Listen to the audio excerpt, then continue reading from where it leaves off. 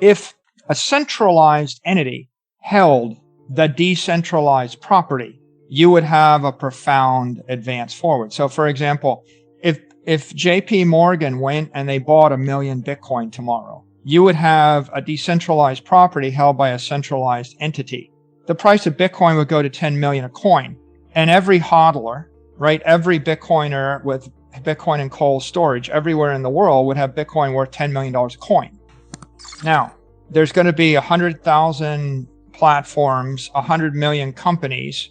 There's 10,000 decentralized cryptocurrencies or things that people are trying to represent as decentralized. There's all sorts of non-custodial, this, that, and the other thing.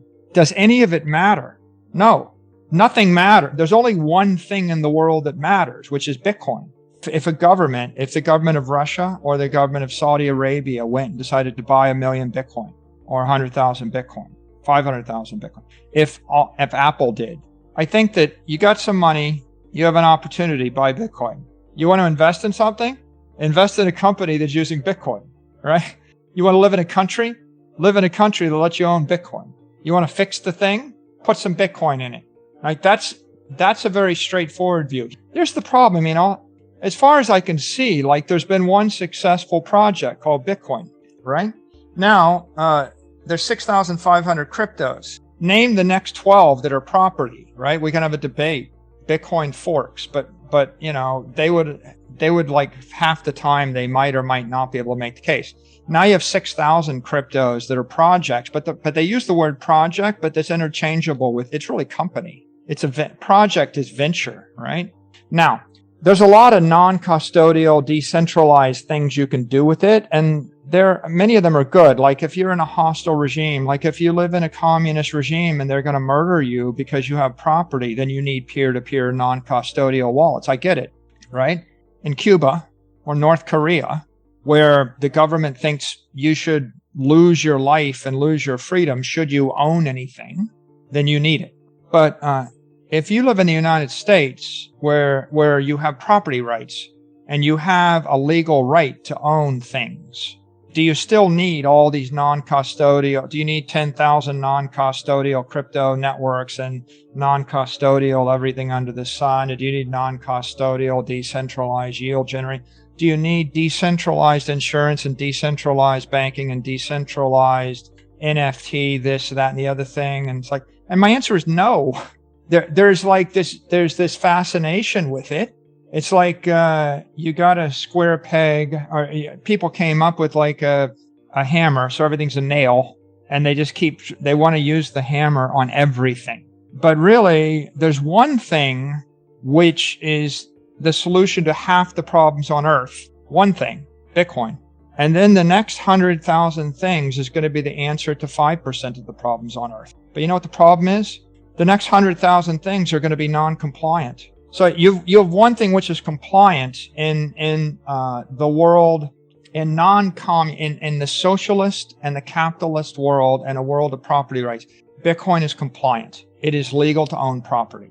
Now, is it legal to do DeFi, yield generation, credit default swaps on decentralized exchanges?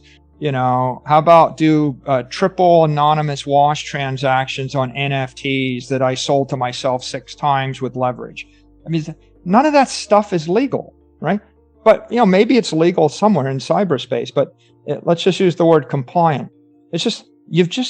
Every single thing you're trying to do when you're trying to if you're trying to dematerialize insurance and banking and art, that's what this is, right? NFT is dematerialized art, right? And DeFi is dematerialized, banking and dematerialized exchanges. And when you're trying to dematerialize all this other stuff, you're tripping over all these compliance rails. I think the cognitive mistake, and I wish I could come up with a better way to explain it to people.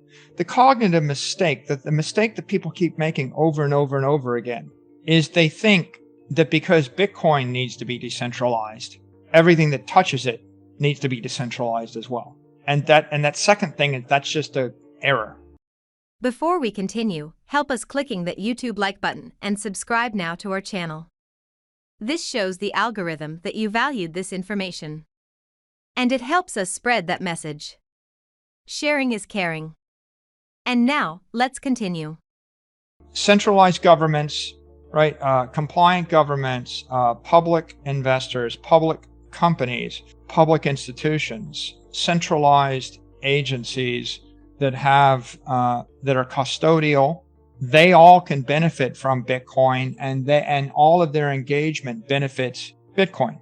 Like this issue with non-custodial. Well, at the end of the day, you're the custodian. I mean, there's no such thing really as non-custodial, because a family, the patriarch of the family becomes the custodian, and the beneficiaries are all the family members.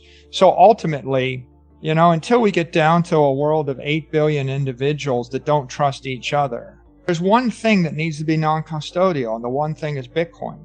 Like once you've created that one thing, everything else, like you want to generate yield. Well, the truth is a company, Fidelity, Coinbase, JP Morgan, Goldman Sachs, Citadel, they could all go to the SEC and they could create a Bitcoin yield fund.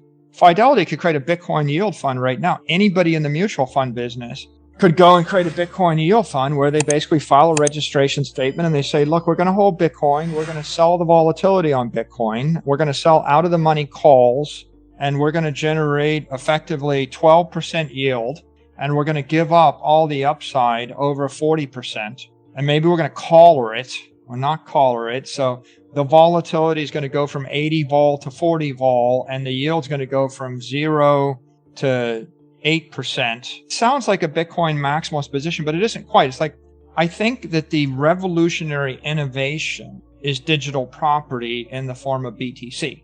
And now, if you want to go do things, the right way to think of it is pair Fidelity with Bitcoin, and pair Apple with Bitcoin, and pair a bank with Bitcoin, and pair everything on earth with Bitcoin. Everything. Your insurance. Do you have decentralized non-custodial life insurance right now? No. Do you want it? When you die, when they don't pay your insurance plan, when you die, who do your, you've got an insurance policy from an anonymous person on Twitter, and there's a rug pull, and you don't collect on the policy, and who do you complain to? People don't really want a non-custodial life insurance policy in the United States, at least. Do you want to know one thing about crypto? I made over 3,000% in profit in a few weeks. Fact is, the traditional financial system, the traditional money system makes you poor, not rich. If you want to earn $500,000, $1 million, you have to wait until you're 50, 60, 70 in the traditional financial system, and you probably will still be broke. And you will be old. This is not a sexy combination, as you can imagine. But the question is, how can you start in crypto and make these profits? Where to invest? Where to start? My name is Gunnar and I'm from Germany, as you can hear, and things are a little bit different in Germany. More about that later on.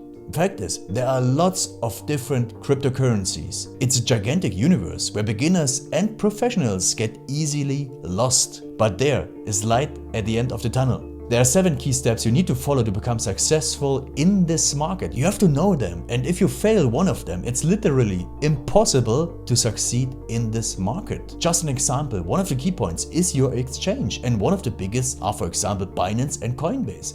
These are trusted and well-established exchanges, but, and this is a big but, you won't find the super profitable coins on those exchanges. The unknown super profitable coins that get gigantic profits are not traded on those kind of exchanges. They are traded on much smaller insider platforms that are barely known. And I can tell you what those super secret exchanges are and why they are so profitable. And another super important thing are the right information sources. The point is, the internet is gigantic. There are hundreds and hundreds of YouTube channels, blogs, pages, and much more. And there are also market makers and influencers. For example, Elon Musk, he is not a crypto guy, but the moment he recommended Dogecoin, it went through the roof, to the moon, so to say. But why did he recommend it?